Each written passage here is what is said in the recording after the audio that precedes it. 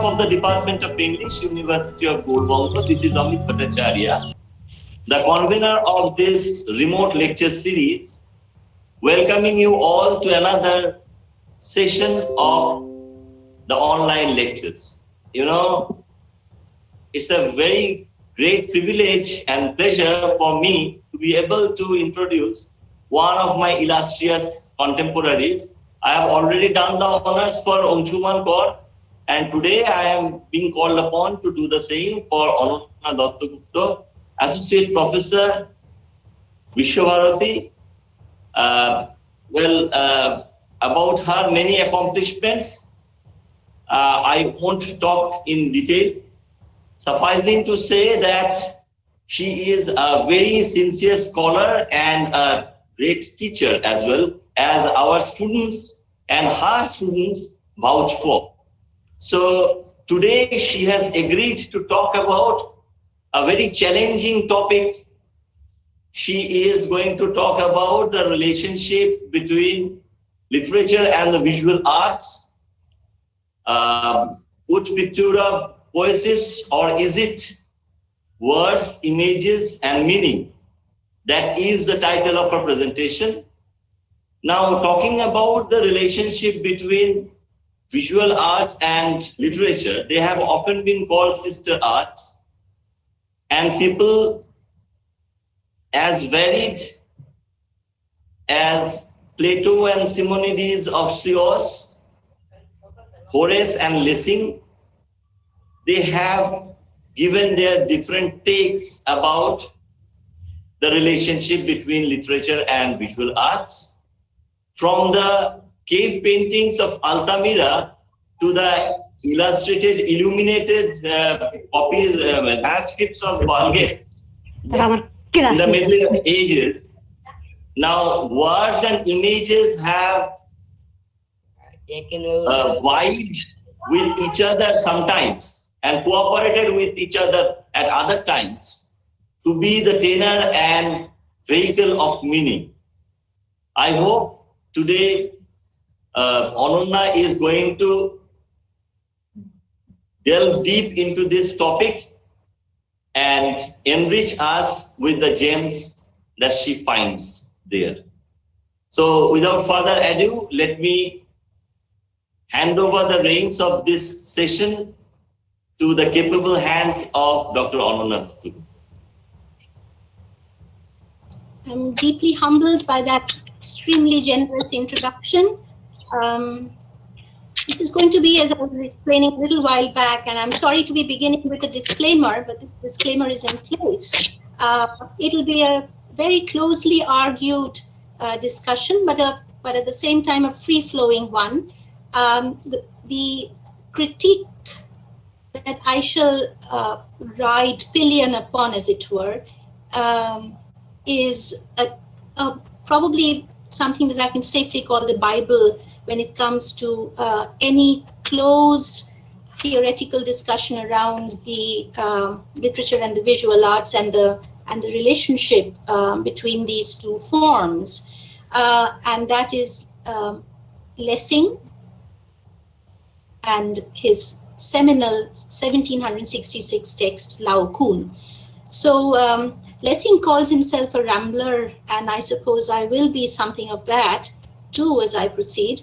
But let me begin presenting. So there'll be some kind of visual relief, as it were, as I proceed. So with the permission of the chair, I begin presenting. Sorry.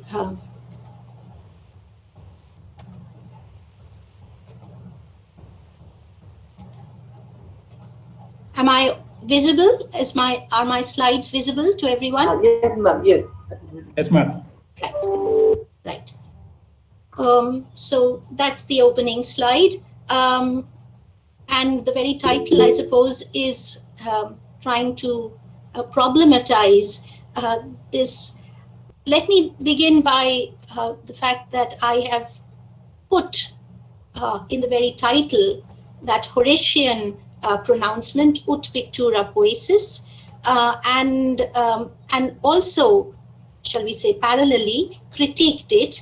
And the very fact that I have chosen to frame my discussions today around Lessing would be justified by Lessing's first deep and elaborate engagement with the problematic in very facilely, simplistically comparing poetry with pictures, a poem with a painting. And here, poem or picture may be, shall we say, stand for literature and visual arts, respectively. So I'm somewhere kind of metonymically, as Lessing did, as Horace did, as before Horace, Plato had done, metonymically talking about the relationship here, and also problematizing it by raising that question, or is it? So I just wanted to very briefly introduce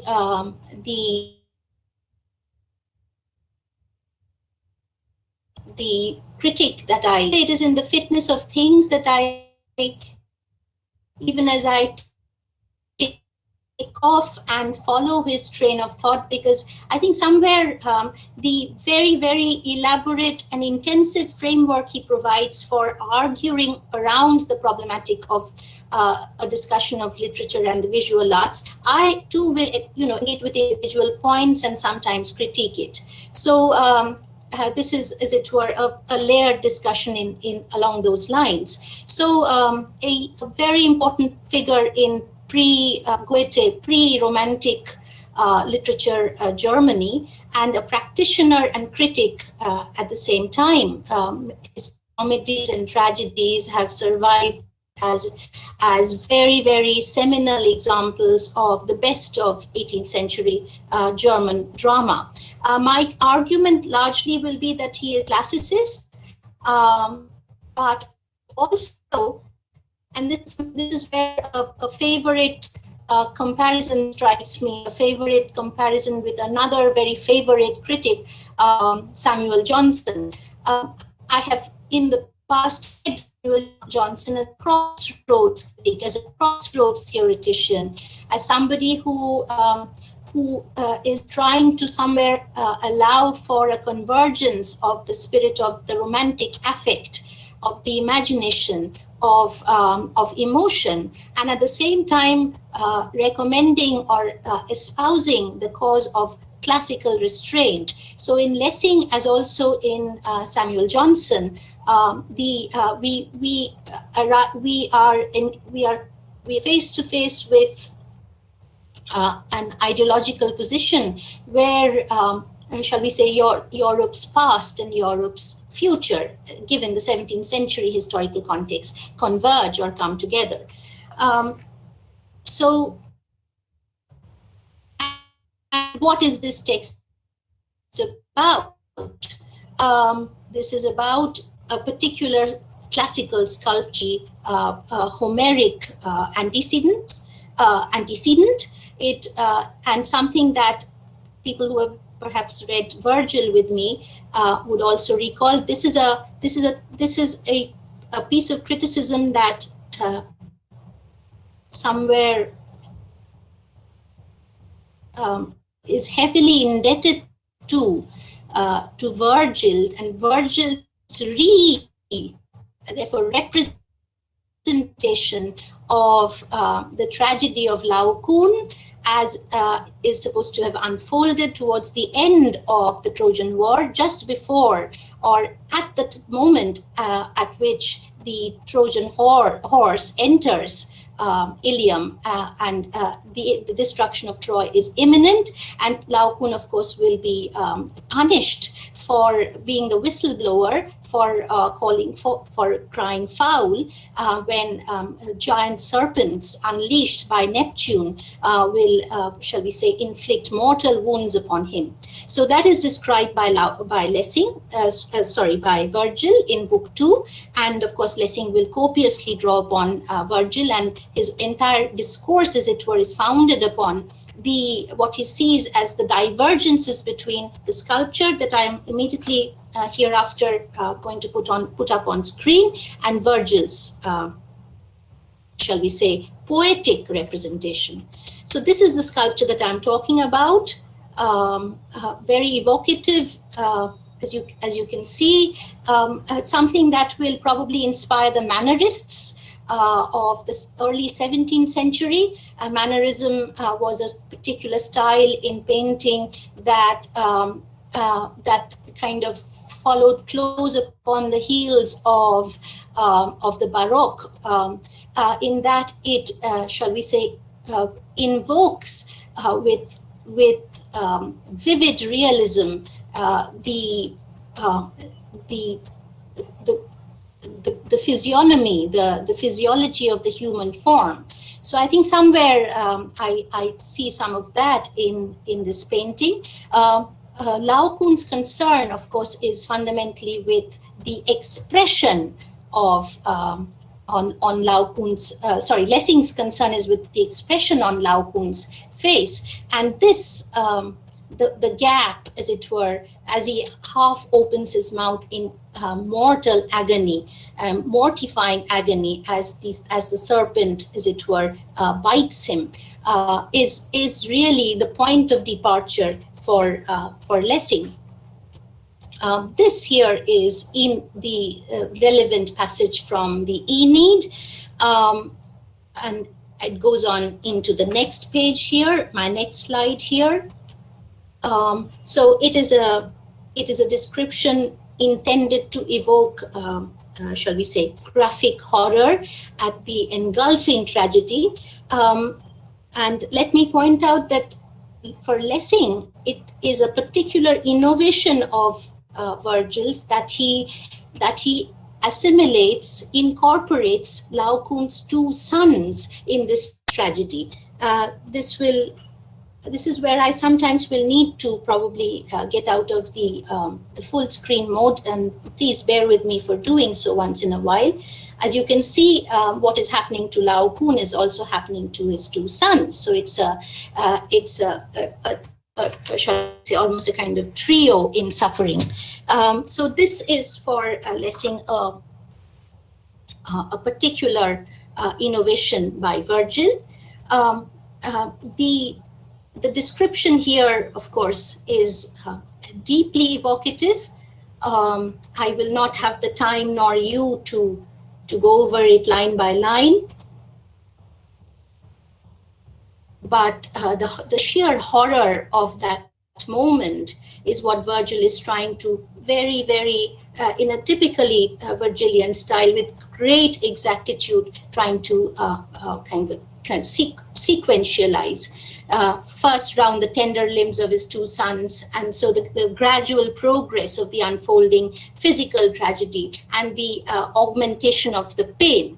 So for Lessing, the discussion revolves around the depiction or representation of pain. So that really is the point of departure. How does a poet, shall we say, show or narrate pain, and how does a sculpture or a painting narrate pain? Or depict pain, or describe or show pain. So it's all about what can be shown. I think this element of the representation, visual or verbal, is of profound significance today in our time, when we live in what I see as a vortex of images, and shall we say, a circuit of multimedia, shall we say, stimuli that we constantly have to negotiate in a fashion that challenges all our received understanding of the separation and the shall we say, interchangeability of the arts. So somewhere I think my discussion here of Lessing is aimed not just at a close reading, which I will embark upon in a minute, of his arguments, but also somewhere to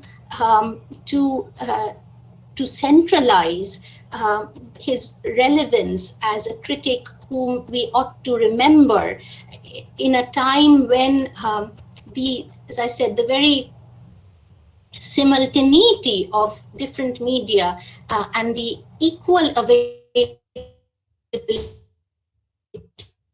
of multiple media, visual, shall we say, moving pictures, static pictures, the 3D forms, the verbal, the oral, the auditory. So it's a sensory riot that we are constantly negotiating. So how we wade through this, shall we say, almost Dionysian experience, where we are constantly challenged in terms of, shall we say, our human capacity to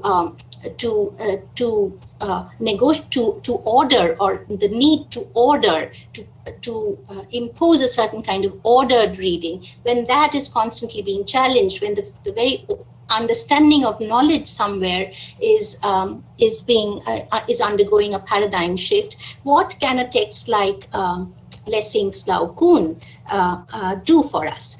I would draw your attention to the title of the text here. Lessing calls it Laocoon, an essay on the limits of painting and poetry. Here, and on the limits of essay of painting and poetry. This is where I need to take you back a little. As I said, it's going to be a free-flowing discussion, so I take you back a little to Horace, who had first used this phrase, as I pointed out earlier on, that poetry is like painting. Now, I think it would be too facile to claim that Horace is using these two art forms interchangeably. Horace is far too sophisticated a critic and theoretician to be doing that at all. I think what Horace is concerned here at the beginning of his text, this is right from the start, and this is a little into the text, as you can see from the page numbers that I have quoted. He is more concerned with the what is permissible, as it were, as principles of beauty, as principles of aesthetic form, either or both in painting and poetry. I think that is Horace's concern, rather than any easy chiastic, shall we say, comparison between poetry and painting. In other words, he's not trying to say that poetry is painting, painting is poetry, and that's about it. Quite the contrary. I would also want to take you a little back to Plato here. I think Plato is being a little fallacious when he shall we say, very almost vacuously, forgive me for critiquing Plato along these lines, vacuously, shall we say, equates the distortions the attributable to painterly limitation with the distortions that he attributable to poetic description. You will recall Book 10 of the Republic, where he equates the poet and the painter. He places them on the same plane, and shall we say, admonishes the receptor of art against being, shall we say, misled into taking the copies of copies, which would be paintings or perhaps a poetic description for the original.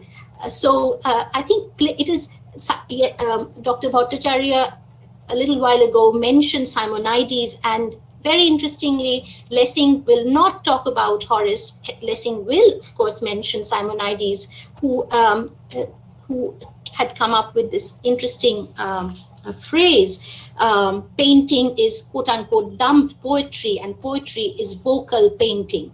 I think this is for him the point of departure, not so much Horace, but as you can see, Horace is my point of departure, because that phrase ut pictura poesis goes back to him.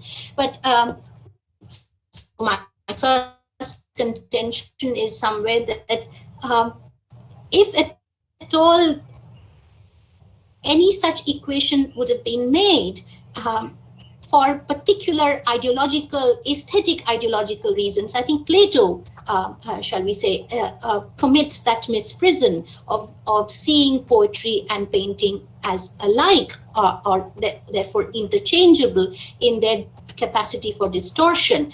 I don't think the Roman Horace does that. Things may have changed in the meantime.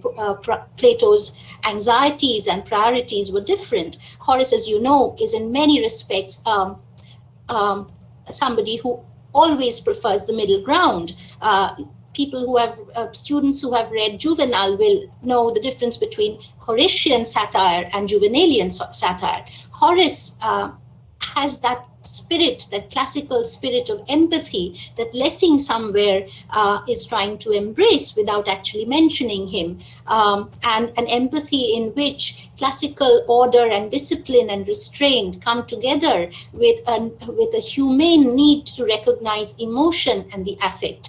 So for me, Horace is not a flat, shall we say, cardboard classicist at all. So I think it is therefore in the fitness of things to point out that Horace is not, shall we say, comparing the art of poetry, the technique of poetry, the technique of poetic mimesis with the technique of with painterly mimesis in the kind of facile way that Simonides, according to Lessing, would have done. So I think Horace is concerned, as I said, more with admissible principles of beauty that apply to both, but not so much with how this methodologically a poet and a painter are supposed to get to this or reach this principle of beauty. And this is for me the point at which Horace and Lessing come together.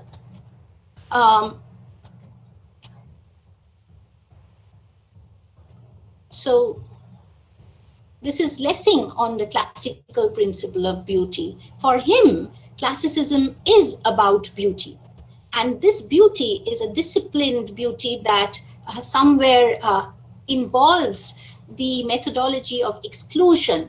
To come up with a beautiful work of art, you have to exclude certain things. This is not a very, again, a simplistic understanding, forgive my tautology, of simplicity.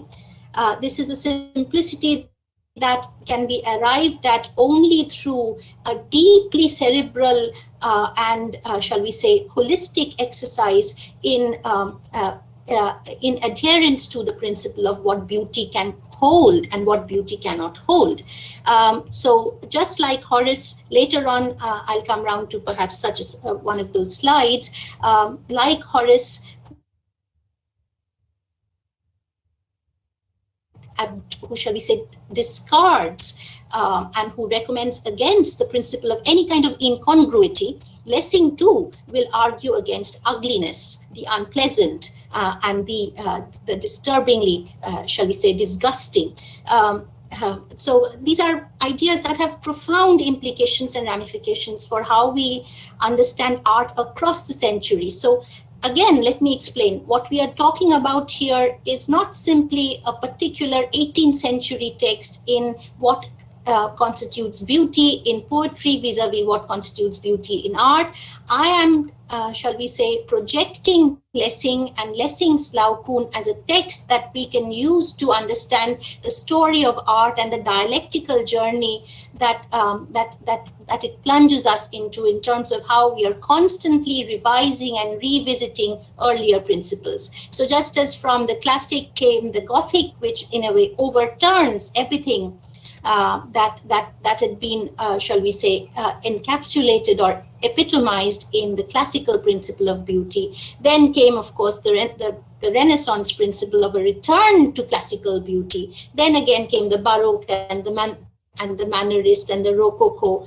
And by the time we come around to the 20th century, some texts visual texts that I might be able to show towards the end will tell you how all these principles have been overturned. So we are talking about a very, very complex dialogical scenario where both literary and visual texts, both shall we say, word, texts, and images are in a constant, in a relentless dialogue, diachronically and synchronically in a dialogue with one another. And I think Lessing is, shall we say, amenable to, or shall we say, Lessing can be seen as a text that we can use to navigate this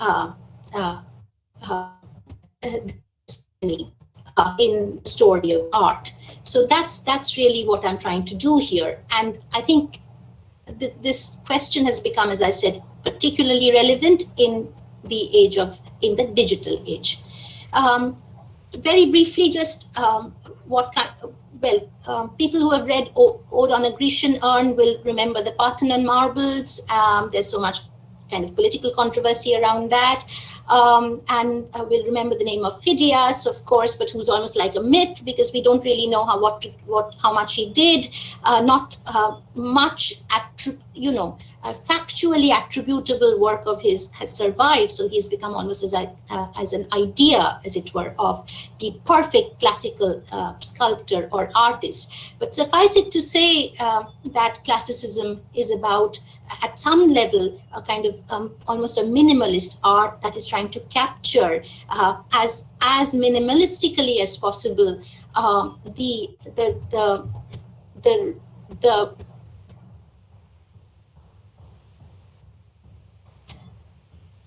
ability of the human body to speak.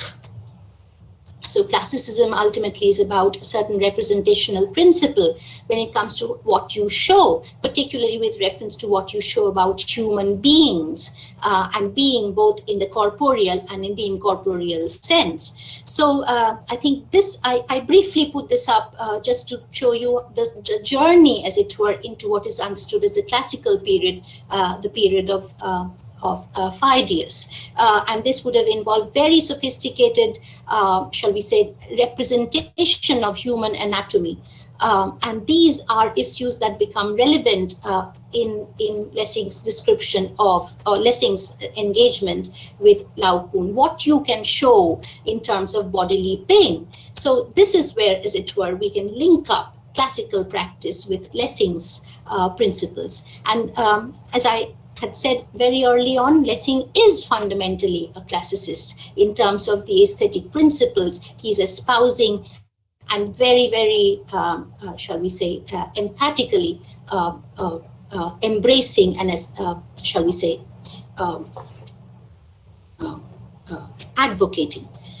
So the immediate context of Lessing's long critique, Winkelmann, an art historian who came immediately before him, had talked about this particular sculpture as and the fact that there is so much restraint somewhere in this representation of facial pain. Winkelmann had attributed it to a classical turn of mind, a certain Greek turn of mind, which would have been ashamed of showing emotion. And this is something that Lessing vehemently, as it were, refutes. And he comes up with the idea that the fact that we don't see horrible pain in the face, we can see the suggestion of pain, but we don't see horrible pain in all its graphic detail in the face, is not something that can be attributed to a lack of the power of emotion or the lack of the ability to feel and show emotion. That kind of stoicism is not something that qualifies the Greek temperament. It is entirely an aesthetic principle, the principle of beauty that shall we say prompts the sculptors of Laocoon to diminish the depiction of pain. So it is the aesthetic principle that is the lever here, that is the parameter here, not a cultural principle of revolving around what is understood as shame around feeling emotion. Anybody who has read or seen or watched or particularly studied Greek tragedies will know that virtually wallow in emotionality and in violent emotional conduct, from Oedipus to Medea. Everyone is, I think, it's the hyper emotionality of the Greeks that really strikes us. How interesting, therefore, and I follow that Lessing here, that we don't see that hyper emotionality here, even as it is a moment of tremendous, excruciating pain. This is Lessing's point of as to why what a poet can do in a description, a painter cannot do, because a painter's representational principles, a painter's priorities in arriving at a beautiful art form are fundamentally different from a poet's principles, as it were. So that is why I think this text is a point is shall we say the first text it's a go-to text, if you like, for me, without a reference to which no serious engagement with literature and the visual arts begins. That is my if you like a whole, well, a fairly long time on a text that may not immediately seem very accessible to undergraduate and postgraduate students. So I mentioned Winkelmann. Um,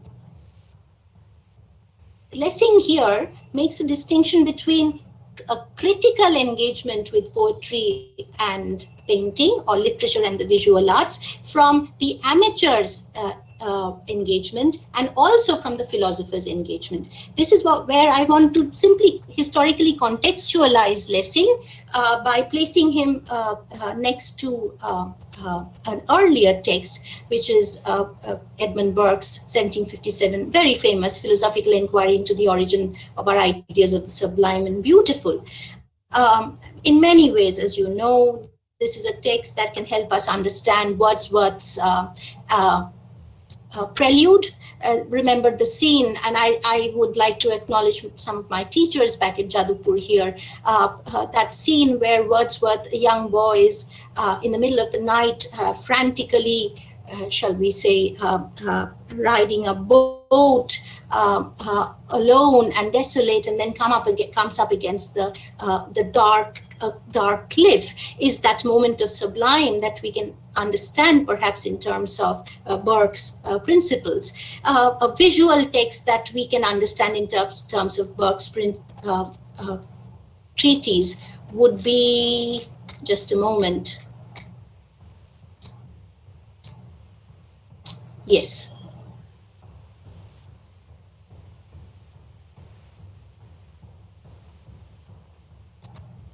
So I hope you can see it better now.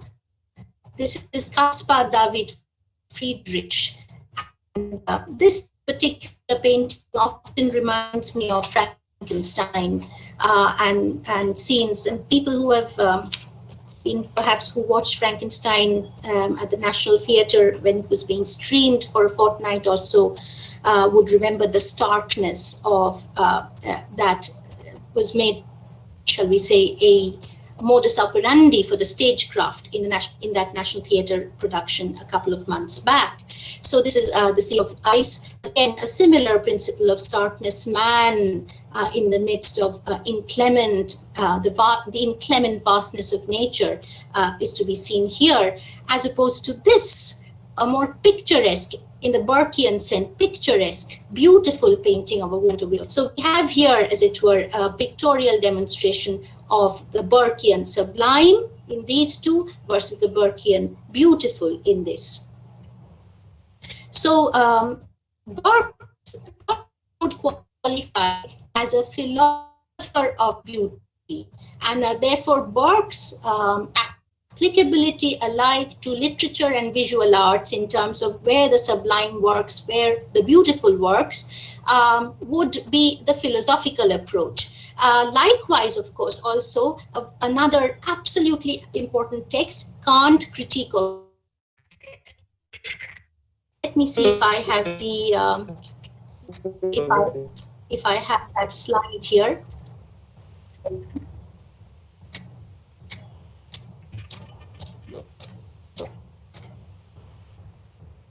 Yes. So Kant too, as you can see, it's a very complex text, but I couldn't imagine a text that engages more intensively with the principle of beauty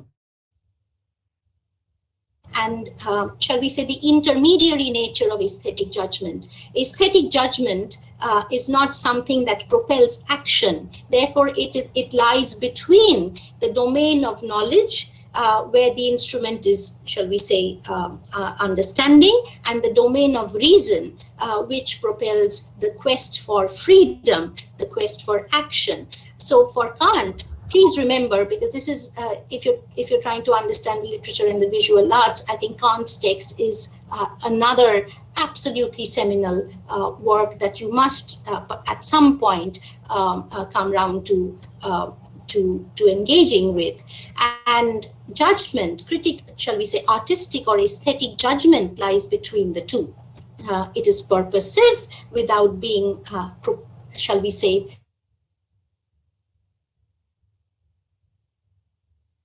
active, if you like, and it is also for me subjective and objective alike. So this again, so we have another slightly later 1790, slightly later 18th century text that also philosophically engages with the principle of beauty, right? From a position that is moral, from a position that is affective, from a position that is also, shall we say, aesthetic. All of this, people who have any knowledge of Kant would know that he's an extraordinary, again, an intermediary, a philosopher of the intermediate, and that's where the comparison with Lessing comes. So I just wanted to contextualize Lessing in terms of what is happening in the theory of the beautiful vis-a-vis both literature and the visual arts just before him and a little after him.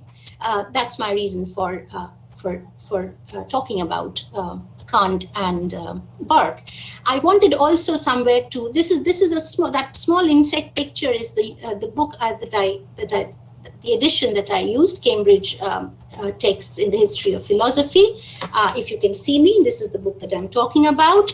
But this is of fundamental importance, how Lessing defines art. And this is the point at which, this is the definition in which literature and visual arts converge for him. This applies both to poetry and to painting. That is why I wanted to bring it, put it up here for you.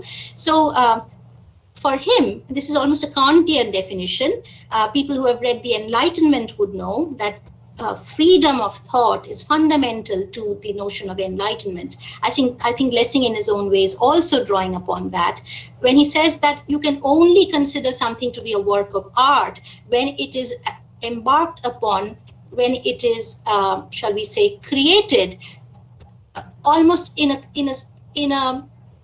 a situation of aesthetic freedom, when it is not meant to conform to principles that are not non-aesthetic.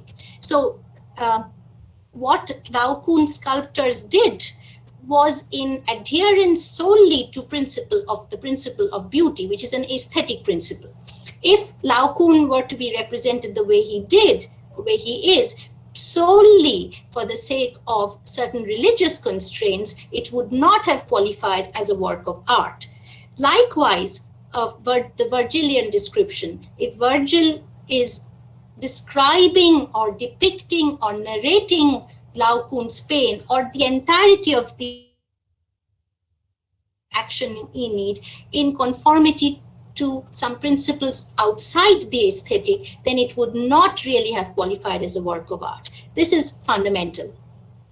What a work of art is, in order to qualify as a work of art, must be created in full intellectual, aesthetic, creative freedom.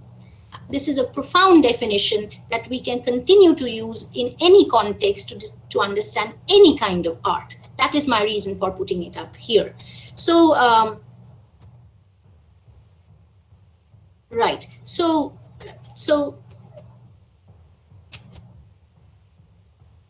please excuse me for pausing for a moment here to get back to my train of thought.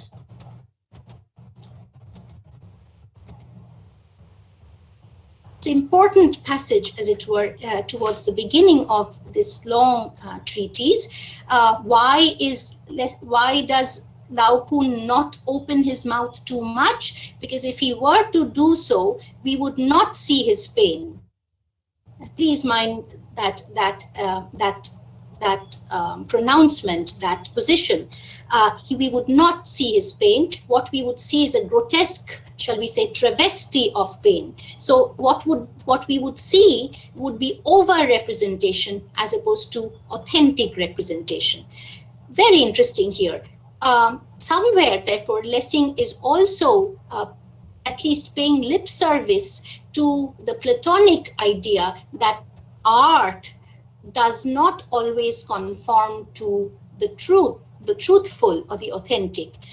It's a very roundabout way of going about it, but somewhere this is a backhanded, as it were, endorsement of the Platonic critique. Even as I've already begun by talking about how Plato makes a very facile comparison, please do not discount the profundity of the charges made or brought by Plato against all forms of art, and particularly the visual art, the plastic arts, as Lessing calls them, and the verbal art, which is that of poetry and literature.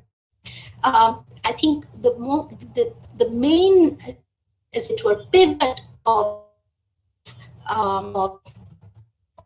problematic for Plato is their Lessing also has to admit much when he prioritizes the principle of the aesthetic principle of beauty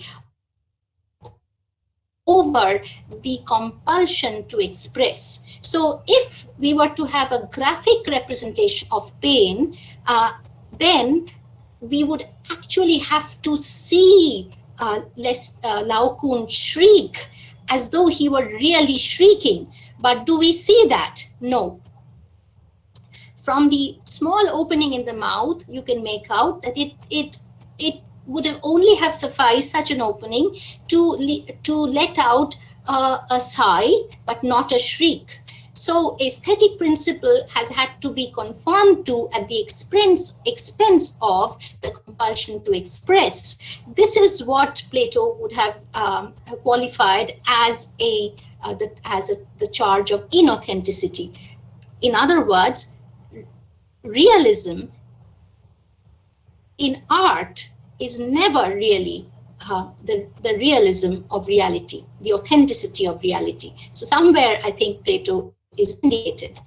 Realism is all the restraint, moderate, mitigate, shall we say, degree of representation. The mimesis is always a integrated one, a diminished one.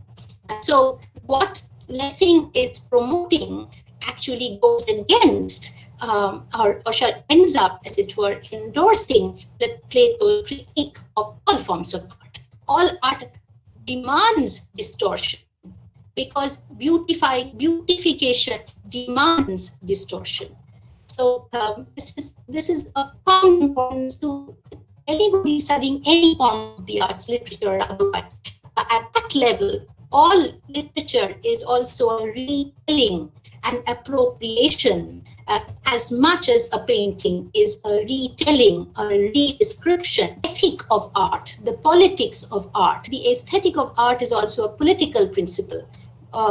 The aesthetic of art is also an ethical principle. So I think Lessing can be used to go back and forth, back all the way to Plato, a little forward to Horace, and much, shall we say, and we can fast forward almost futuristically into into the 20th century, and to find almost a kind of jigsaw puzzle of all the central debates around the position of art in life, the relationship of art with knowledge, and also with that profound question of the political in art, what art can do. Very interestingly, let me see if I can find that slide. Lessing talks as a classicist is going to actually espouse the cause of censorship and surveillance in the domain of the visual. This is a very problematic point for me, that one area, here's the slide. So Lessing actually recommends censorship on art, and this would probably have profound implications for the way in which art has been politicized today in our parts of the world, and in the past, in terms of how books have been banned, proscribed, the whole culture of proscription.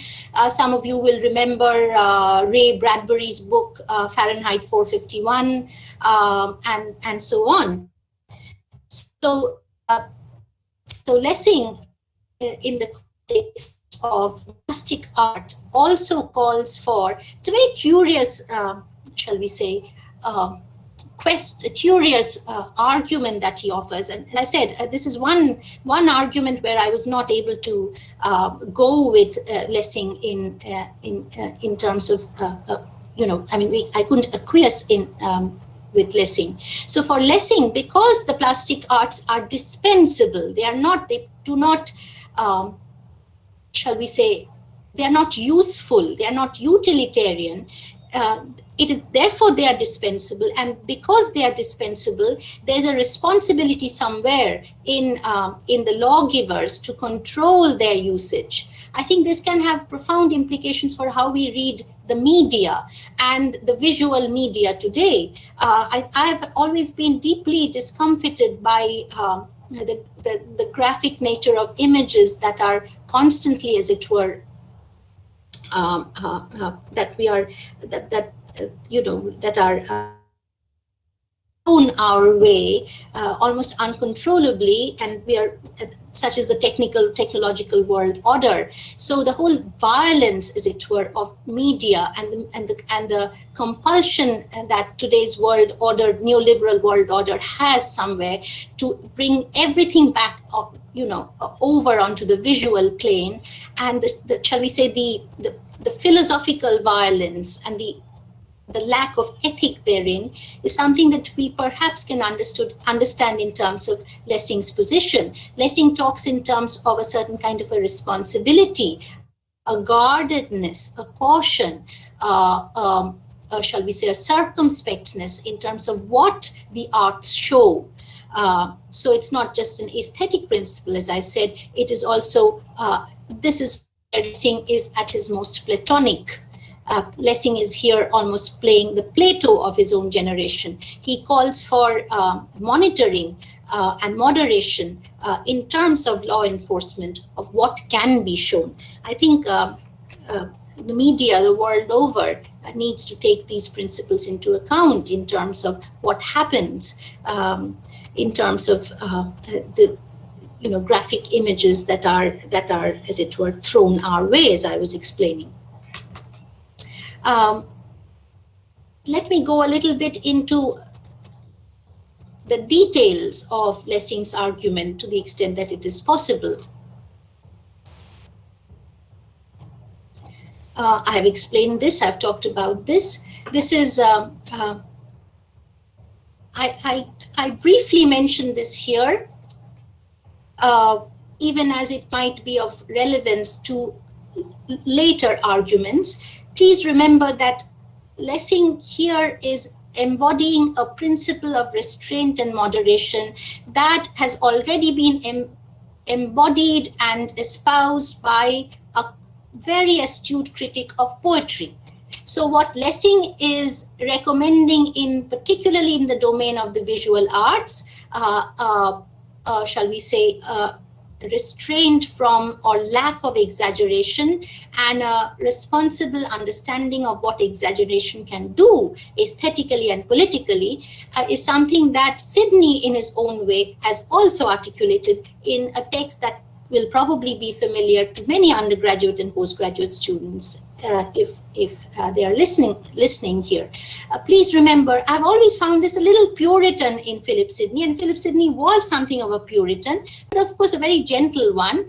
And Sidney makes a very important distinction between laughter and smiling, laughter and delight. Sidney recommends delight as opposed to laughter. If I were to translate that into visual terms, then laughter probably would be the equivalent of the shriek that Lessing recommends against, or shows Laocoon's consummate sculptors as avoiding, because it amounts to a kind of caricaturing of the human body, and that caricaturing amounts to a distortion that tips over from the beautiful, the aesthetically admissible, the aesthetically pleasing, onto the aesthetically unpleasant, and of course that the realm of the disgusting, that I'll probably elaborate upon a little. When we laugh, our teeth show, but when we smile, our teeth show in a way that is probably for a Puritan not as aesthetically displeasing. So delight, the graphic equivalent of delight in Sidney's case would be the smile as opposed to laughter. How ironic that around the same time that Sir Philip Sidney would have been writing that, we have that extraordinary text. Let me find it here. I do have it here. Yeah. Gargantua and Pantagral. As you can see, if people who have read this would remember the opening sections of François Rabelais', shall we say, text in the celebration of the grotesque, and how will politicize that here. Not the best of it, not the go-to image, but I was in a hurry and I couldn't find the better one. As you can see, it's all about augmentation, exaggeration, caricaturing. So it is all about evoking epic laughter, if that is a possibility.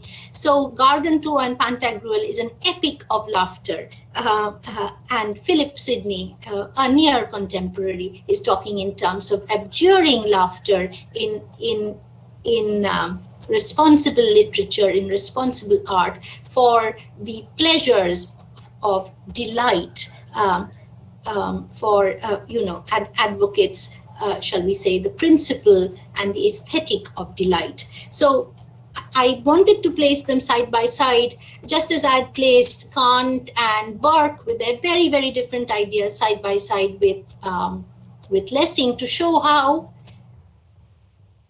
every age is negotiating this dialogue over and over again in newer terms, as it were, in terms of newer aesthetic parameters. These two divergent tendencies, the tendency towards the Apollonian, which is all about restraint, which is what Lessing is trying to uphold, and the converse, as it were, impulse towards graphic expression in all its purported, supposed ugliness. So I'm talking in terms of the art of literature, as well as the art of the plastic forms, painting, sculpture, and so on and so forth. You can include the graphic novel there, you can include advertisements, you can include virtually all forms of art that we encounter today in so many different ways. I think we are the critic, the practitioner, the viewer, the reader, at all levels, we are struggling to negotiate and come up with a certain kind of optimality in terms of how these two principles can act together, beauty and expression. the aesthetic principle and the mimetic principle. What can be shown, what cannot be shown.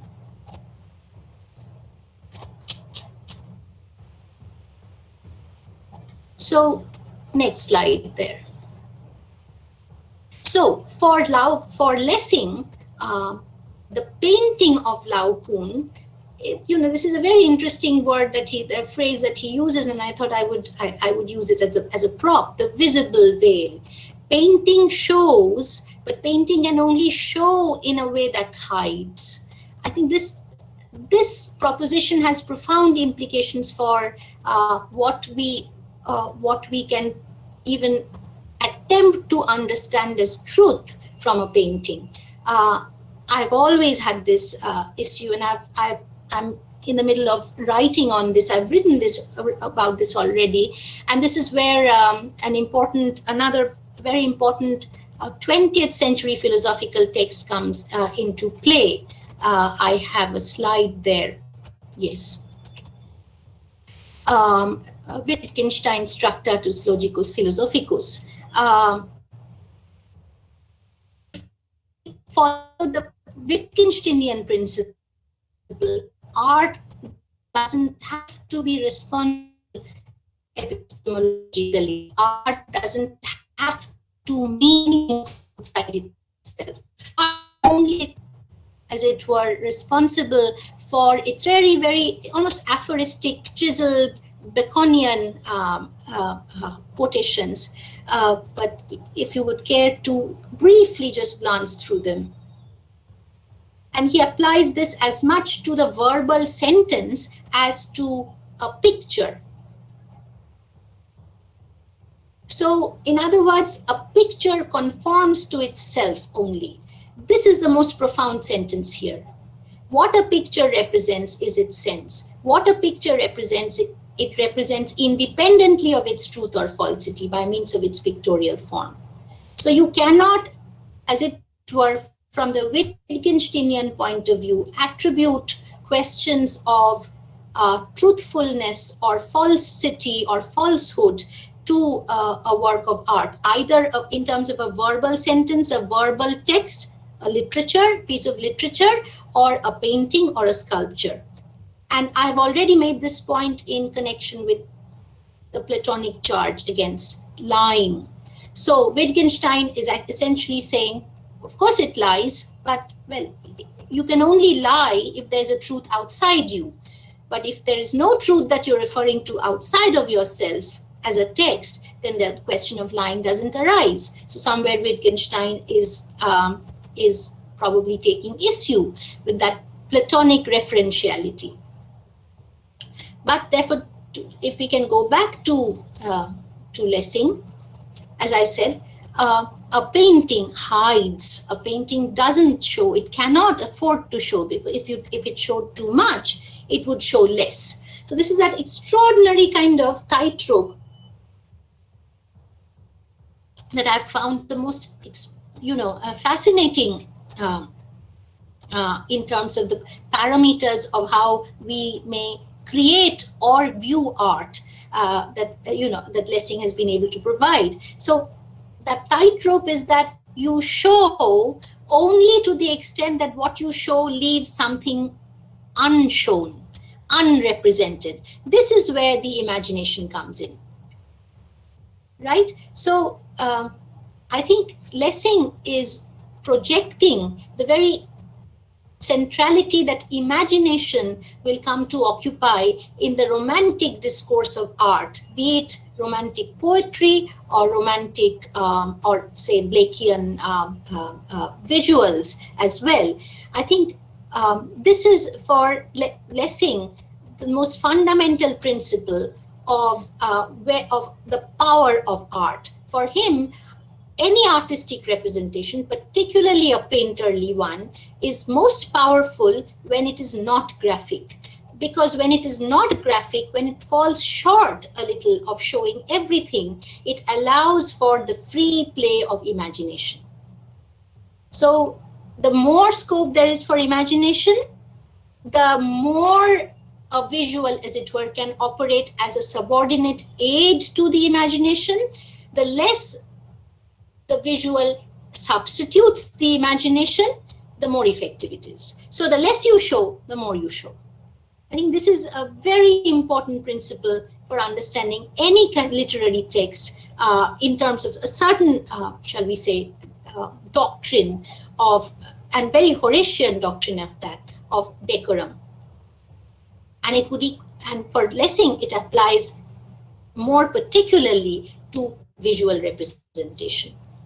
I would perhaps remind people who may be still listening to of certain comparison I used to make in class between Chander Pahad the book and Chander Pahad the unfortunate film made by another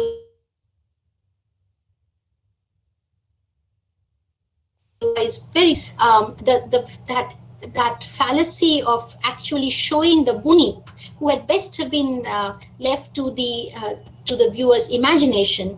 I think it was a monumental error, because to show the bunip is, as it were, to reduce the bunip to the pathetic in precisely Lessingian terms. So I am using Lessing to read cinema as well.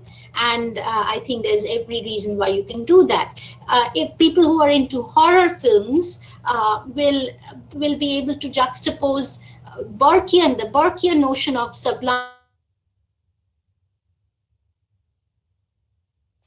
as terror or as horrifying, side by side with the Lessingian principle of suggestion, and leaving things to the imagination.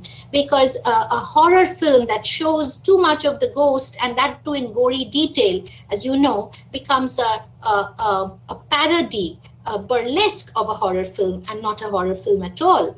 So I think we are well, my colleague and husband Shudev watches a lot of horror films. I'm kind of intrigued by how the horror film genre is constantly, as it was, struggling with the domain of authenticity, and but people would remember the Blair Witch Project.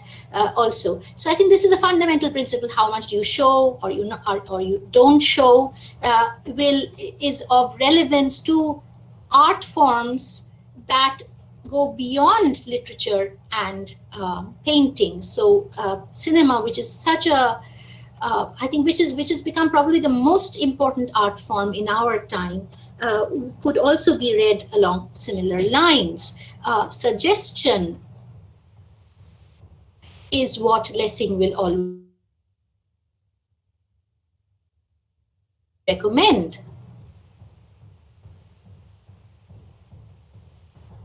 That's a short quotation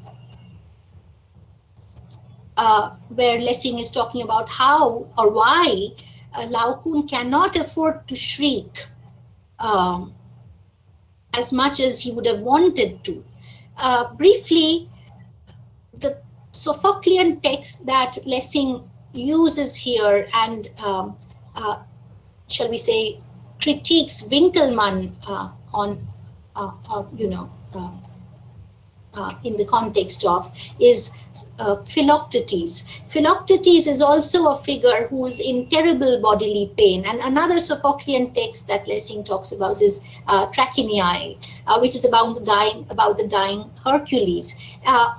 In both instances, Lessing, shall we say, acclaims Sophocles for not turning his protagonist's pain into moments of bathos, in deflecting attention away from their physical lamentations towards other, shall we say, attending circumstances, psychological circumstances, which help them retain dignity, human dignity. So I think the principle that we need to invest into Lessing's understanding of beauty, that classicist principle is also dignity or good sense. People who have read a lot of 18th century literature will recall the notion of the construct of good sense and how it was used to temper the notion of the competing demands of verisimilitude. Verisimilitude is authenticity, realism, almost graphic realism. Gulliver's Travels would be a case in point. So much effort is goes to authenticating the latitude and the longitude. So so much anxiety, as it were, comes through in the way in the kind of this need for authentication. But good sense, a competing and a powerful neoclassical principle, is also about the same thing that Lessing recommends: dignity. So, and that goes back to that Horatian principle of decorum and congruity that I've already drawn your attention to.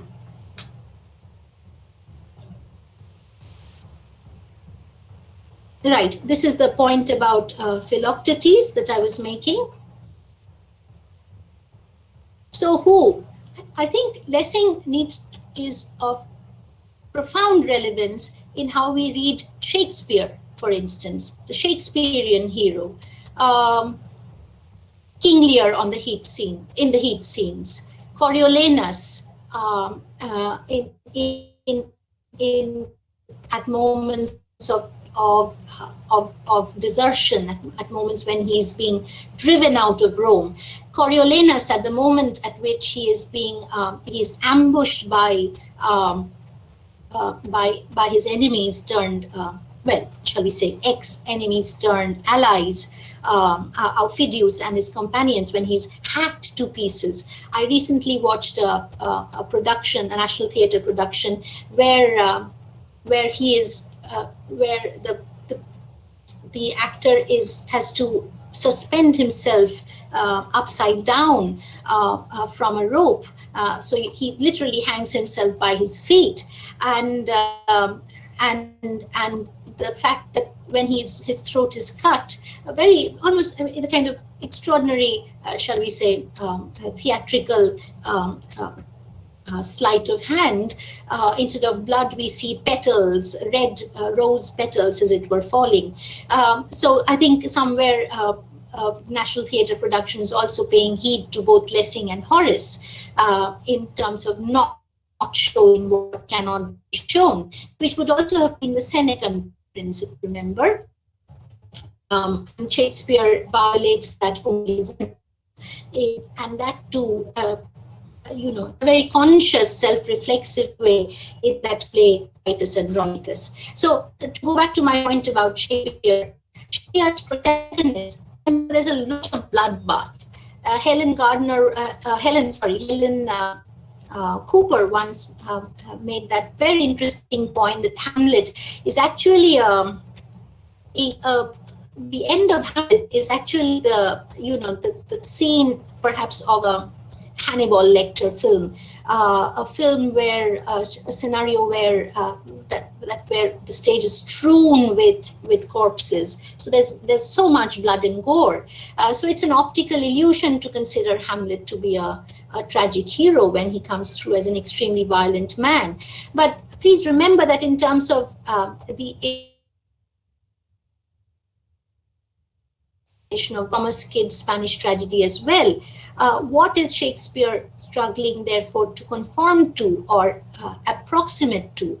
Remember, Hamlet is speaking softly in the arms of the loyal Horatio, speaking, whispering gently into death, not raving and ranting, is something that we see in so many of Shakespearean characters reaching their, or shall we say, embracing death. Death is a moment of that is attributed in Shakespearean tragedy, a moment of great dignity. And that is the kind of dignity that Lessing is, shall we say, praising in the sculptures of Laocoon.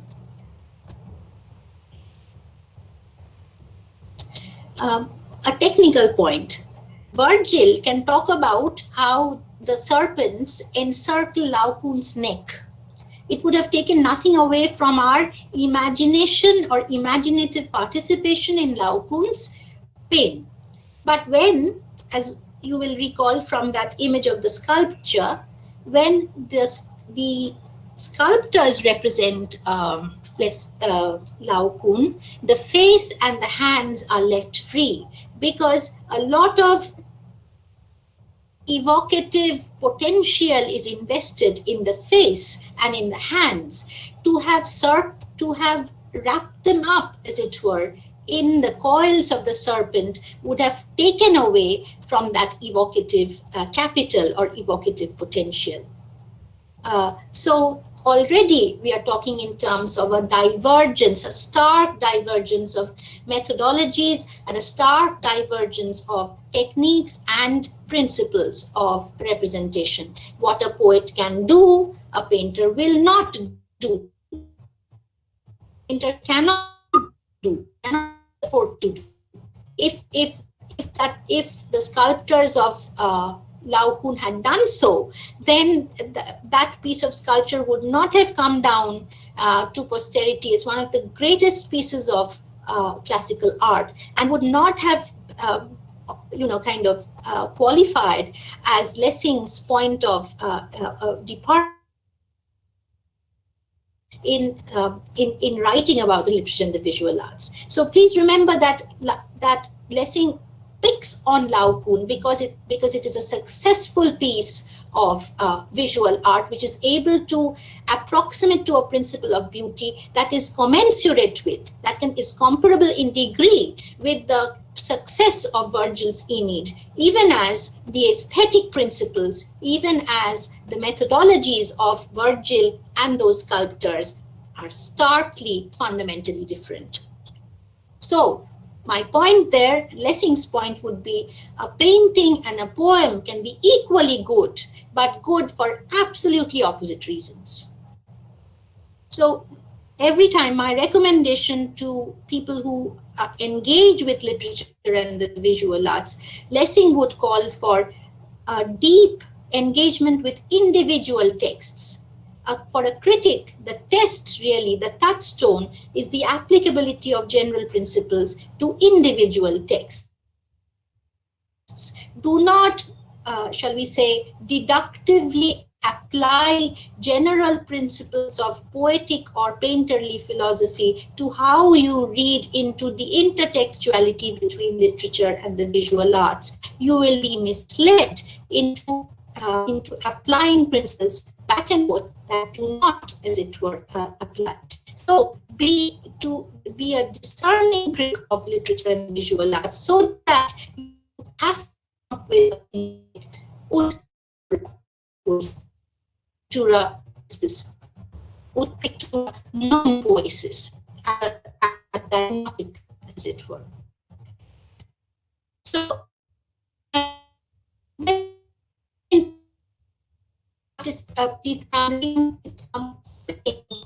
theater operates on the principle of envisioning, spectacularization, showing. You cannot entirely escape that. So if you show Prospero or Hamlet's father's ghost,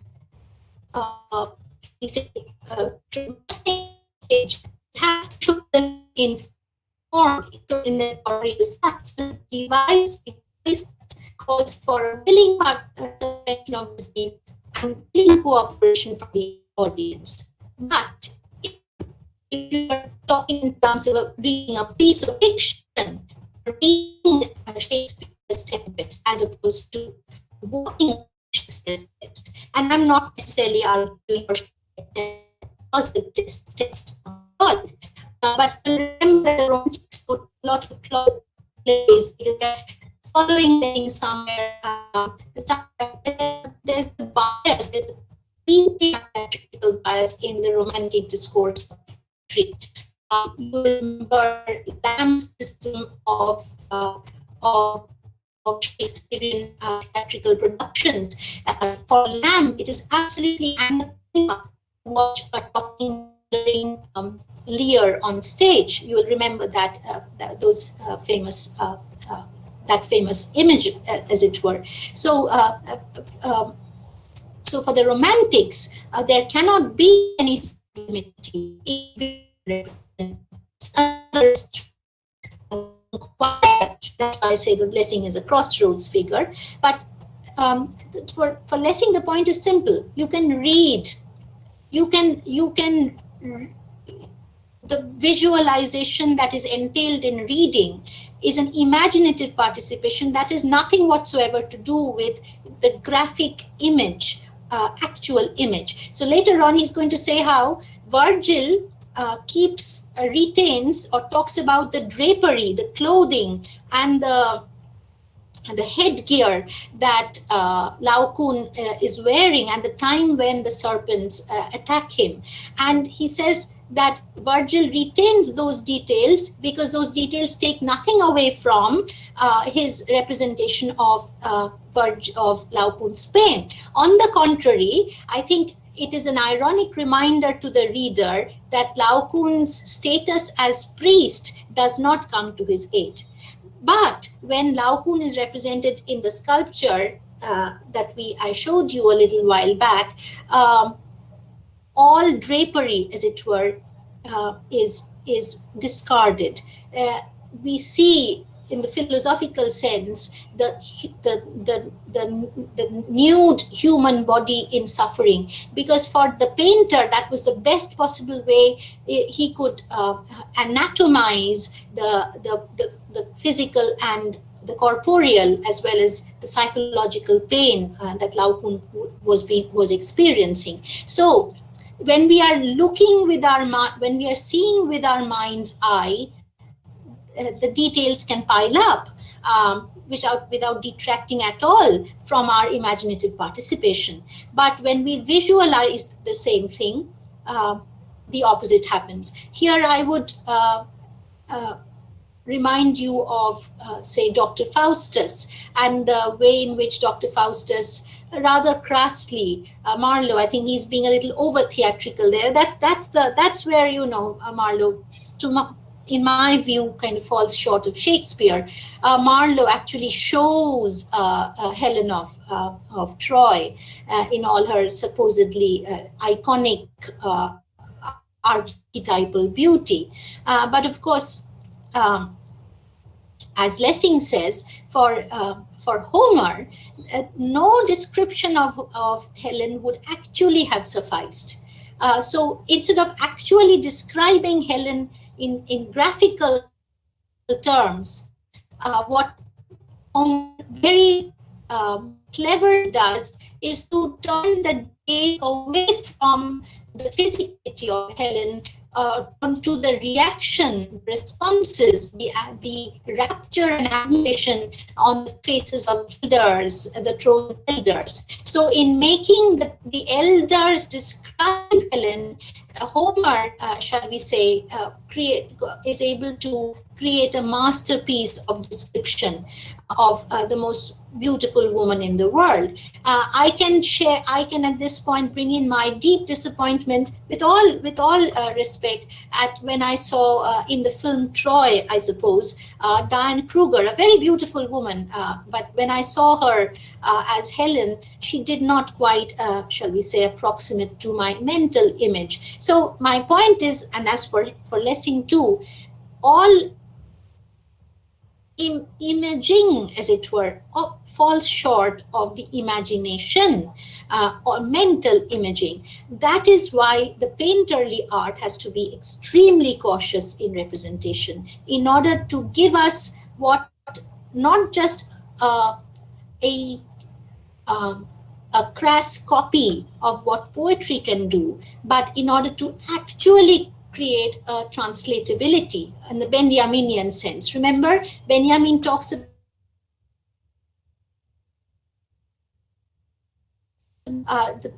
can be included in a corpus of words and terms that together create together, as it were, encapsulate a concept.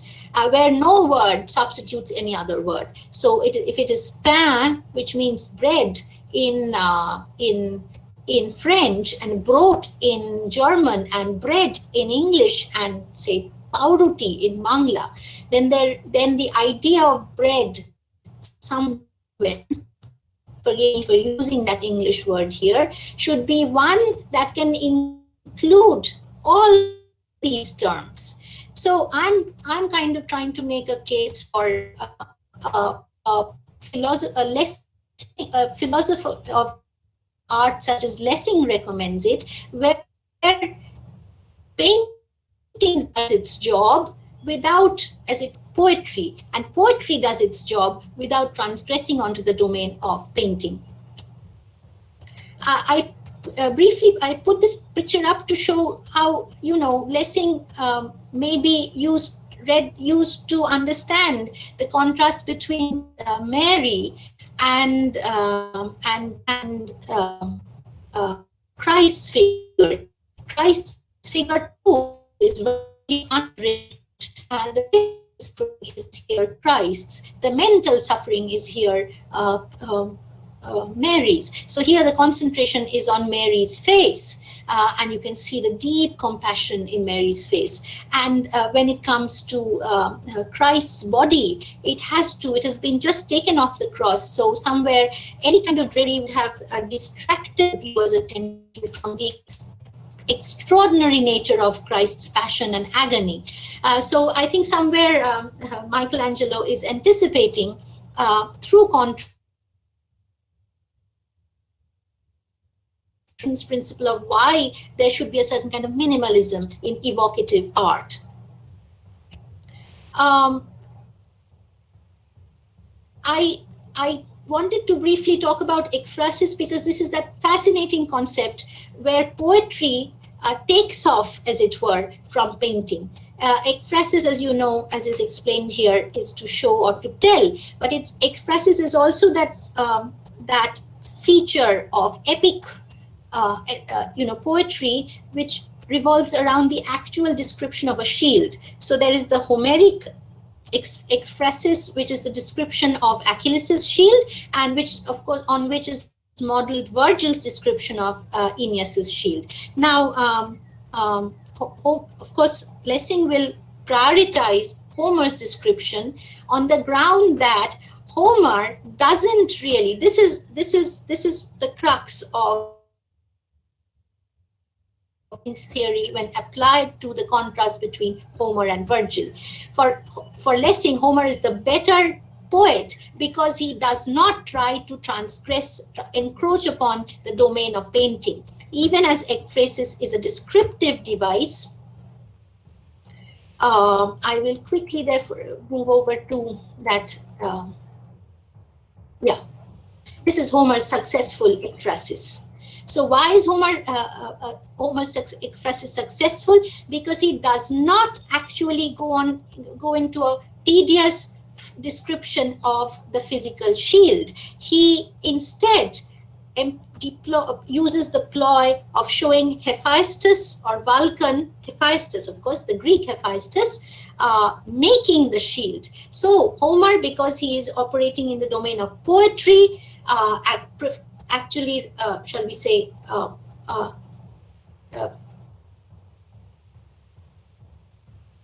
does not describe bodies, but prefers describing action.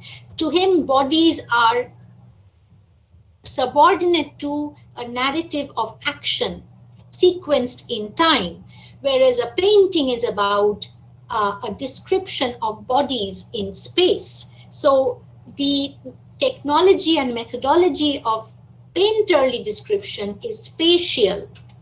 The technology and methodology of poetic description, poetic narrative is temporal. It is something that is sequential in time. You move from one to the other. And Lessing's most important, shall we say, tenet is that a poet cannot, therefore, attempt what a painting can do in space, nor can a painter attempt what a poet can do in time. This is the optimal relationship between poetry and painting that Lessing is recommended. Again, a very profound quote that should be of importance in how you read any visual and poetic or literary text side by side.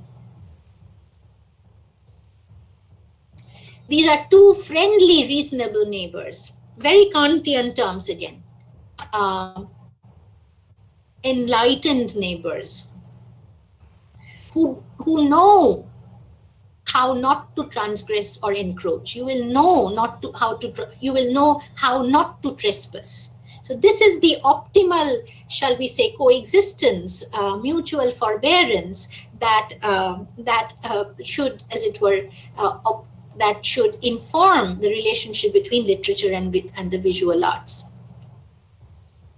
Descriptive poetry is encroachment upon the domain of painting, and this is a very important passage which I put up here. You won't have time to read through it. Suffice it to say, actions are things that can be described in time. Bodies are things that can be described in space. So if painting has to show action, it has to capture action at a particular given moment, the way Lao Kun does. Exactly the moment at which the serpent hits the side of his waist.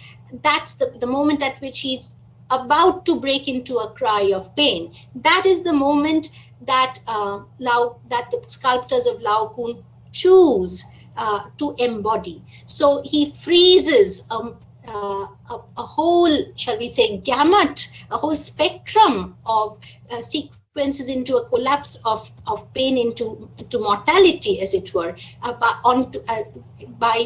through an exercise of very, very judicious aesthetic choice,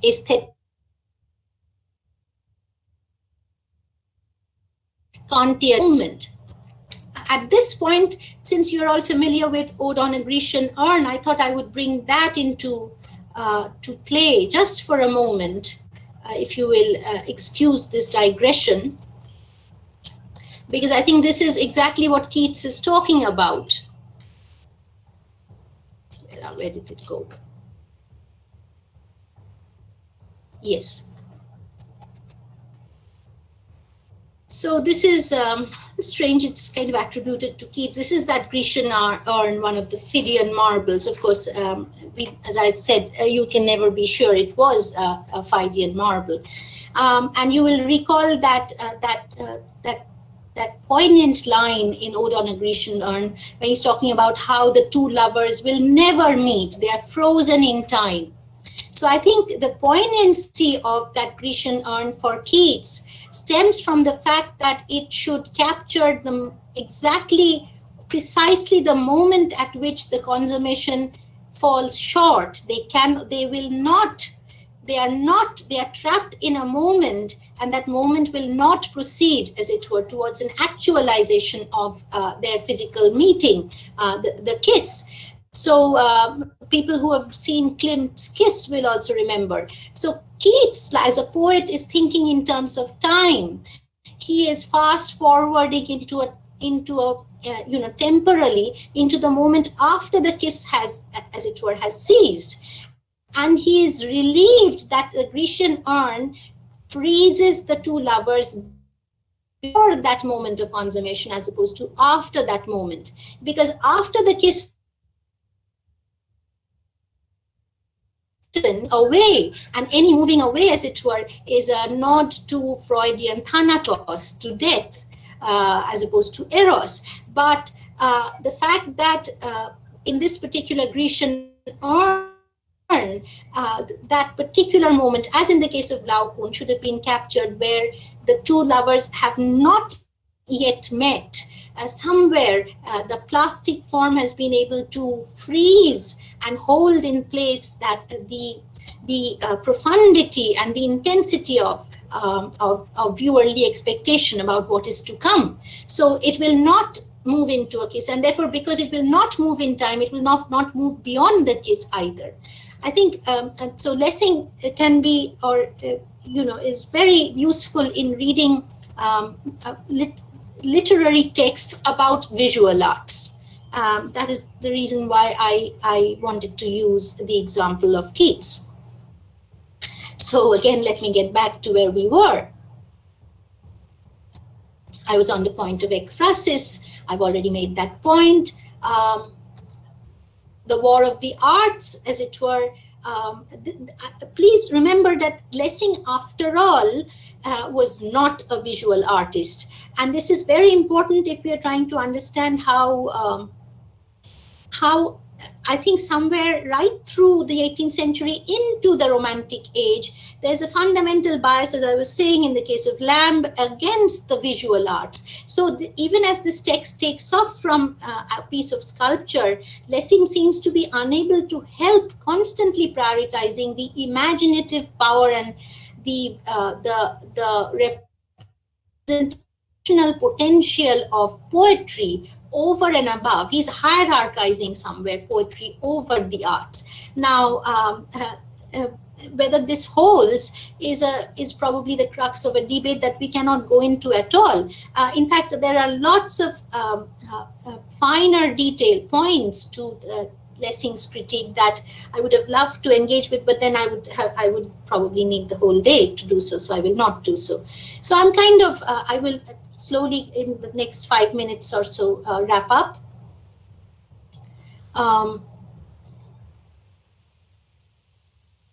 Briefly, painting can symbolize, but the allegory in poetry is more sophisticated. Poetic representation can be relativist, poetic representation can be mixed, technically represent fixes, as it were, and potentialist.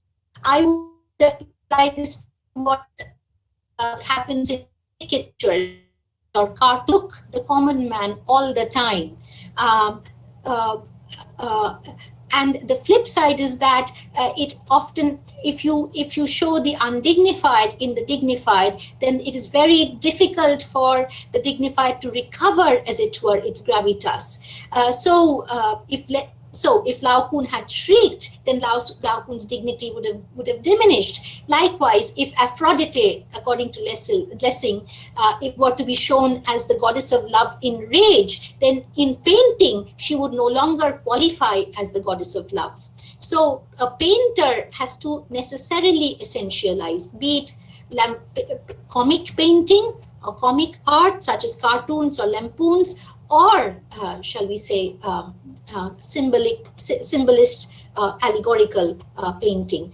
Painting is about freezing in a particular essential. There's something reductionist about a painting which cannot be helped. Whereas a poet has a freer reign. A poet can talk about a hero's failings without necessarily detracting from it. Again, somewhat reductive point for me.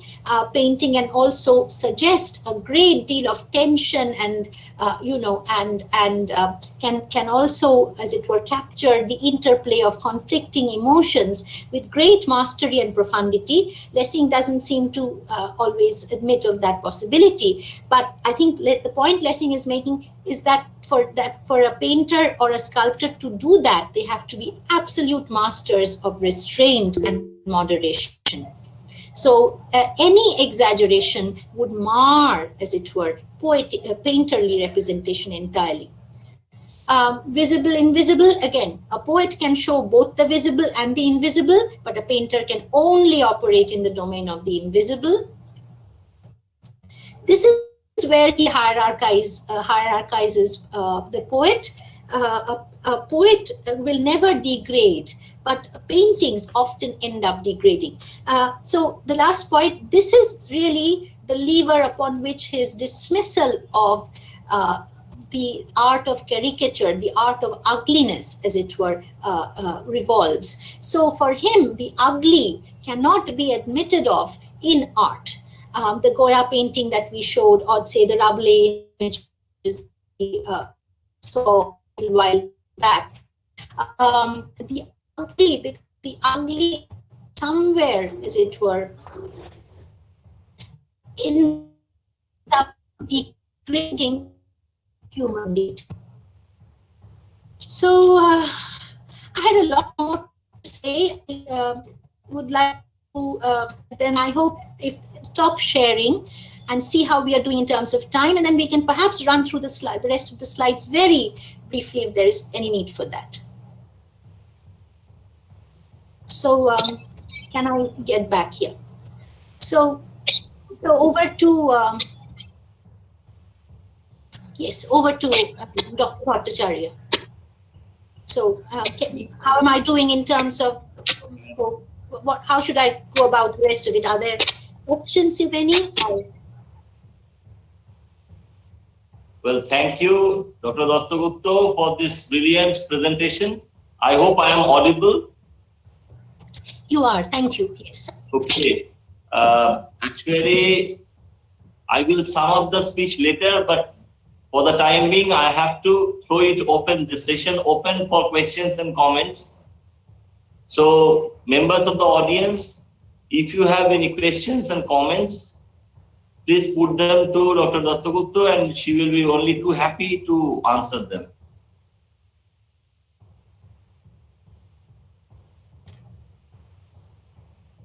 I can see a few questions here. Yes, ma'am, Atish Dash has a question for you. Can we say Lessing suggested metaphysicality in visual arts and poetry in place for corporeality to keep the aura of art intact with it? Well, I suppose that is clearly the upshot, or not so much the upshot is the bottom line. That is what it really amounts to. So I think that's the extraordinary paradox upon which Lessing's critique lies. He wants to decorporealize the corporeal and corporealize that which is not corporeal. So this is a very lever. So where if you get too bodily, as it were, if you get too physical, to put it in colloquial terms, then Lessing seems to see that as a detracting principle, something detracting from art. But when what is not corporeal is embodied, then that becomes a defining principle of artistic creation. So yes, you are right. Art, in order not to become, how should I put it? Somewhere, I guess he is. Yes, we can also do a kind of Marxist reading of that. I think somewhere he's subtly making a distinction between elite art, which is metaphysical, which prioritizes the invisible over the visible, over pop art, the popular art. Andy Warhol would have been too lurid to him, so would not have had that kind of aura. So yes, I agree. For him, over corporealization detracts from what he understands as the speciality, the uniqueness of artistic capital. Yeah. There's a second part to the question as well.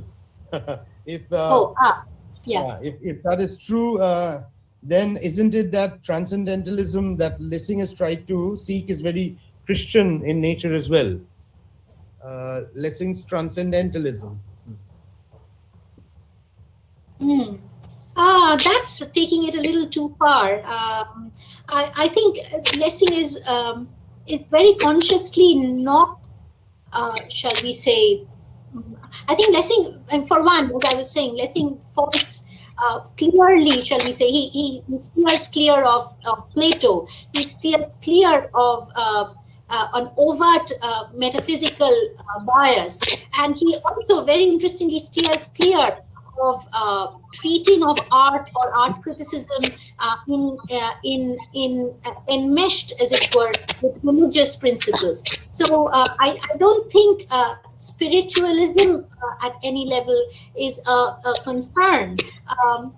If you are trying to understand the transcendental in terms of a sublimation of the corporeal, then yes, he is perhaps a transcendentalist.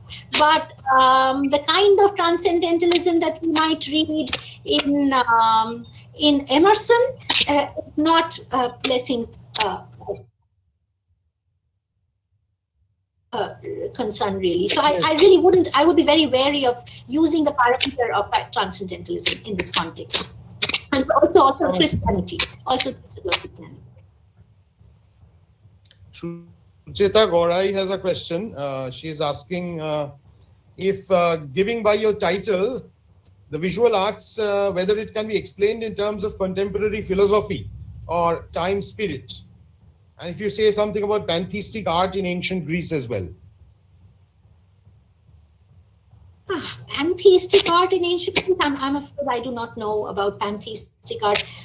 Pantheism as a kind of Senecan concept, shall we say, would be applicable to, and I know very little to be honest about, to Coleridgean principles at some level, where such art, I would speculate, would constantly, as it were, foreground the beauties of nature. So it would be pronouncedly romantic in its aesthetic principles, romantic with a capital R. So maybe Turner and Constable would be cases in points there. And you know, the art of the sublime that I showed you in Caspar David Friedrich. But I don't frankly know about pantheism as having even existed in Greek times. So let us not cross boundaries too easily from metaphysics into the pantheistic here. So that Spinoza, the Spinoza, Spinozaic notion of capturing the spirit of the creator in creation itself is perhaps a romantic, as I said, a neo-romantic, not so much a clearly classical pre-Christian principle at all. I think, if at all, it might apply a little bit to King Lear, again to the heat scenes that I mentioned. Devoprio Paul has a very interesting question. I wish I been able to talk about. I'm profoundly interested in the distinction he makes between the syntactic and the paratactic narration, mode of narration. And somewhere, I guess, Lessing anticipates, Adam Waits that distinction. I think for him, painting necessarily is a paratactic mode where you keep things side by side in space. And when poetry tries to do that, imitate that, then you have the crassness of a blazer. So you end up having really bad, shall we say, descriptive poetry, as Lessing would say. The art of poetry essentially is the art of the Bible, as Auerbach would have put it in the context of Odysseus' Star. It is the syntactic mode. It is the dense, layered mode where you show only a little, but you leave a lot unshown. I think a wonderful point of resemblance between these two critics would be how Auerbach explains why Isaac is on the point of sacrificing. Abraham is on the point of sacrificing his son Isaac. So it's a parallel to the situation that Laocoon finds himself in vis-a-vis his two sons. So Abraham has to do this because he has been commanded by God, by Yahweh, to sacrifice his son. But imagine the profundity of the grief of the father. So the father's grief could not be shown here. It would need a lot of layering. It would need actually a lot of suppression and suggestion in order that the evocative poignancy of the moment can be brought through. So it's only a syntactic narrative mode would operate there, and not the paratactic mode. So over to you, Shomipen. Yes, I mean, few more questions have come up. Thank you, Devopriyo, for asking this question. Of course, the next question is from Devottama Ghosh. Yes. Who is wondering, he was asking you, since the ugly is a part of, is restrained in beauty, how do we understand the sublime, as in Longinus, used in Lessing? That is basically, isn't sublimity enmeshed with the reaction of the mind and body together? How will classicists approach that kind of physiological and emotional endeavor of an experiential reality, like the paintings or sculptures? Right. So this sublime is a very tricky notion. It's difficult the ugly to be sublime from any of these critics' point of view. Some of you would be familiar, many of you, if not most, would be familiar with Edvard Munch's famous painting, The Scream, which up close is an ugly painting in the truest sense of the term, but a poor painting of extraordinary evocativeness, extraordinary, almost sublime in its representation of terror and of horror. It touches the sublime precisely in a way that counters what Lao Kun does. So, if Lao Kun does not treat and there is time at the screen, does the film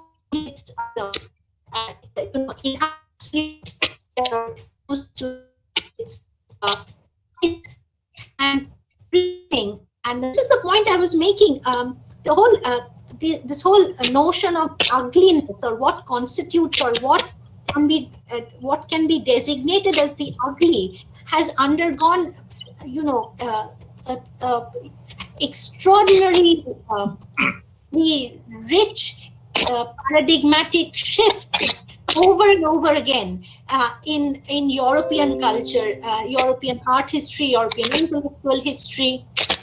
So to me, Borja's painting, which is supposed to be sublime in the sense it is actually showing a god eating another one of his sons, is grotesque. A painting which is based in terms of representational methodology, Edvard Munch's Scream is supposed to be grotesque. Is not grotesque but sublime. I wanted to show, I don't know why I could not show, I wanted to show Blake's painting of Newton. In terms of anatomical perfection, you couldn't think of a more precisionist scientific painting.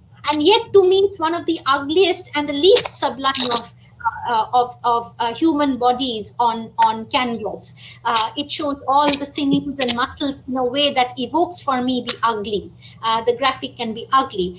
So I think this is a very rich discussion which would need a much longer spell of deliberation. But suffice it to say that from the classicist point of view, the sublime is not the ugly. The sublime has no room for the ugly. But from later counter, shall we say, romantic and post-romantic positions, the ugly can be assimilated back into the sublime in terms of where 20th century art has taken. I think there are problems with your network, Ananya. Sometimes the voice is cracking. It is probably because, forgive me because this has happened on other occasions, if others could mute themselves while any one person is talking, I guess there might be less interference. But if it is a network problem, I'm very, very sorry. I do hope. No, I'm sorry about it. It's okay. Yeah. Most of us are muted anyway. Okay, one last question from Nazma Khatun, who is asking, any kind of art will be most powerful when it is not graphic. Can you please explain that once again in the light of Laocoon's sculpture? Right. That's not really the point. The point is it has to be graphic in a way that brings out the dignity of the human spirit and the dignity of the human body. So that, I think, that is the principle on which Lessing and other classicists are making a distinction between the beautiful and the ugly. So you can create a graphic painting of bodily suffering and pain without making it undignified, and so the problem is not the graphic nature. The problem is what you do with that body, what part you concentrate upon, what you show or not show, that negotiation is fundamental. So that would be Lessing's kind of mediation in resolving the crisis that we're talking about. Yes, thank you, ma'am. Amida, no more questions so far. Okay. So we have come to the fag end of a very fascinating discussion that Dr. Gupta has blessed us with. It was really fascinating for the range and depth of the ground cover and also the depth reached. Because from Homer to Virgil to Keats, we have been given a whistle-top tour, and so far as painting is concerned, how it should or should not act vis-a-vis poetry has also been talked about from the perspective of Lessing and such other aestheticians. So it was really fascinating, and there were certain issues that could have been discussed, but because of the paucity of time, we could not go into further details. I would like to, at a different time maybe, talk about your take on Marlowe and why Marlowe actually shows Helen of Troy. And you say that it was in a way, in this Marlowe fell short of Shakespeare. I would like to discuss this point with you in some greater detail, not now maybe. This is number one, and there are other things that could be done, and I hope we will have another time to talk about certain other aspects of this issue. For example, you know how Indian aesthetics talks about this issue about the relationship between poetry and painting, between literature and the visual arts, can also be a very fascinating point for lecture, but that was not within the scope of this discussion. But I was being reminded of this as a listener. I must again thank you for this fascinating presentation and also for this patient answering of the questions that were raised. Though there were certain problems, issues with the network, and that I was discussing with you even this morning. Thankfully, most of your points we could listen to, and we are really thankful for that. I hope. Yes. I'm deeply honored and humbled, and it's a subject after my heart, and I look forward to more deliberating on the subject. I had something to offer by way of a contrast between Marlowe's depiction of Helen and Shakespeare's Antony and Cleopatra, where Enobarbius describes Cleopatra. Again, as you said, that some other time. Yes, that must wait, at least for the time being. Now, yes. We have come to the end of today's session. I must thank the audience for being here and participating in the interactive session also. I must thank my ex-colleague, Devoprio Paul, for raising a very important question. And I must not end without talking about the other offerings that we have as part of the online lecture series that we are organizing. On the 16th, Dimpna C. Kalagan is going to talk about Shakespeare's freedom of speech. And we humbly cordially invite all of you to join us then. So with this, let us come to the end of today's proceedings. Thank you, everyone. Thank you, Dr. Gupta, for being with us and sharing your very, very erudite points about this issue. Thank you. Thank you again.